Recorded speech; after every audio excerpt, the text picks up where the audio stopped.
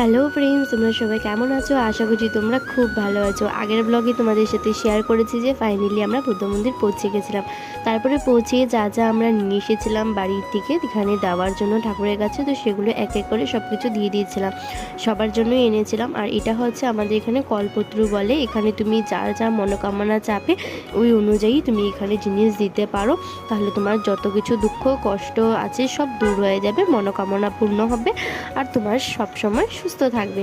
তো সেগুলো বলেই এখানে অনেকে টাকা দিচ্ছে, রুমাল দিচ্ছে, অনেকে আবার ঝাড়ু দিবে, ফল দিবে, যা যেটা তোমাদের মনে চায়। যারা পড়াশোনা করে তাদের জন্য আবার খাতা কলম দিতে পারো এরকম।